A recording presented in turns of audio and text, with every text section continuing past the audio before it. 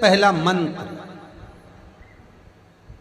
अक्षर नहीं पूछा, मंत्र, दुनिया का सबसे पहला मंत्र जिस समय पर ब्रह्मा और विष्णु शंकर को जानने के लिए पर्वत घुमा रहे थे, उस पर्वत को घुमाने से जब अग्नि का खंभ प्रकट हुआ था, उस खंभ में शंकर का जो प्रतिबिंब प्रकट हुआ था, उस प्रतिबिंब के 5 मुख थे। कितने मुख हैं? 5।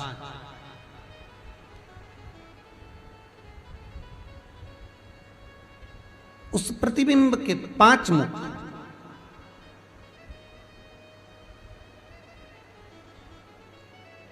करें आप लोग पशुपतिनाथ के दर्शन करें, किसी नेपाल अगर गए होगे तो वहां अगर आप दर्शन करेंगे भगवान शंकर का 5 मुख का दर्शन हो जाता है।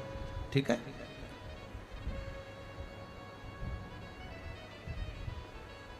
ध्यान दीजिएगा, ये शिवलिंग है।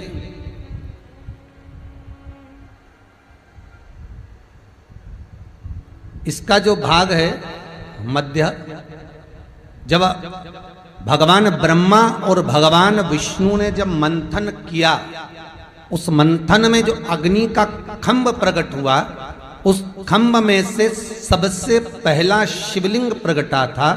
उस शिवलिंग के 5 मुख थे और उसके ऊपर एक समभाव था, लिंगायत। ओम का नाद यहां प्रकटा था। शिव जी का जो शिवलिंग होता है उसका अग्र भाग, ऊपर का भाग, ओम का नाद यहां प्रकट होता है। और बाकी के जो 5 मुख हैं उन्होंने एक एक अक्षर प्रदान करा, नमः, न, मह, और 3 ने दिया शिवाय। तो दुनिया का सबसे पहला जो मंत्र है ओम नमः शिवाय, दुनिया का सबसे प्रथम मंत्र, सबसे पहला मंत्र, पंचाक्षर मंत्र।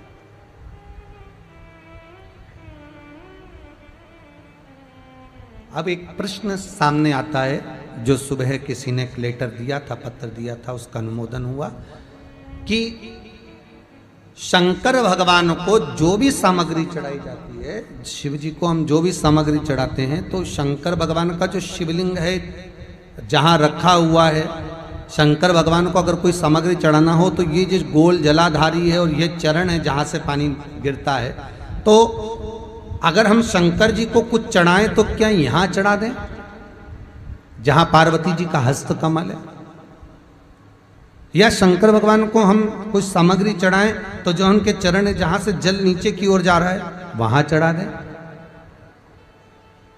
या शंकर भगवान का जो शिवलिंग है उस शिवलिंग के आसपास में, अर्थात लिंगायत जो आकृति है, उस लिंगायत आकृति में जो शिवलिंग का स्वरूप है वहां कोई सामग्री चढ़ा दें।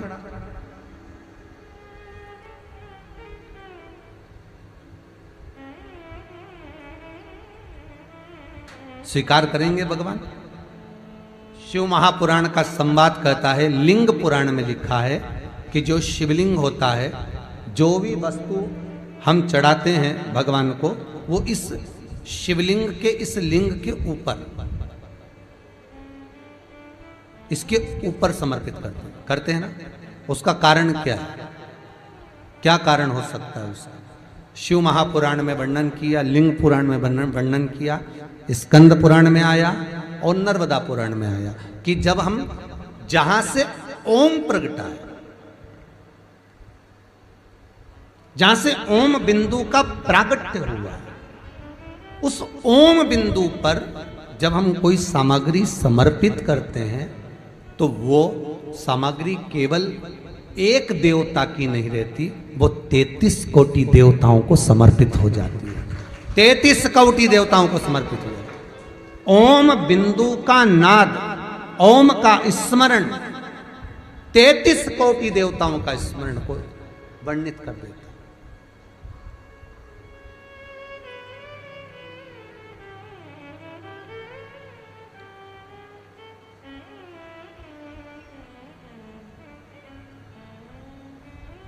महाराज और सरल भाषा में ले लो, नामदेव जी महाराज ने रोटी बनाई, रोटी लेकर चले गया कुत्ता स्वान। नामदेव जी उसके पीछे घी की कटोरी लेकर चले गए थे। किसी ने पूछा, गुरुदेव आप घी की कटोरी कहाँ ले जा रहे हो? तो कहा नारायण भोजन कर लेंगे, इसलिए रूखी रोटी खा लेंगे, इसलिए घी लगाने जा रहे हो। ना जाने किस वेश में नारायण मिल जाए।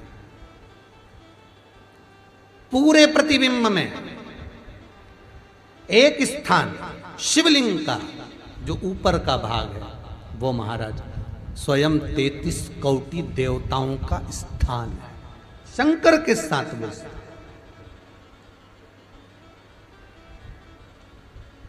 जल भी समर्पित करते हैं तो हम ऊपर से ही करते हैं, दूध भी चढ़ाते हैं तो हम ऊपर से ही चढ़ाते हैं, वस्तु भी समर्पित करेंगे तो वहीं से करेंगे।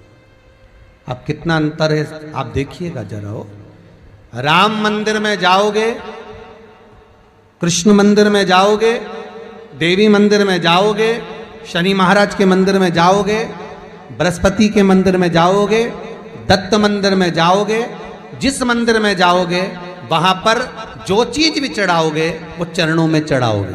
पर शंकर को जो चीज चढ़ेगी वो शिवलिंग के ऊपर शिखर भाग में, जिससे सबको समर्पित हो।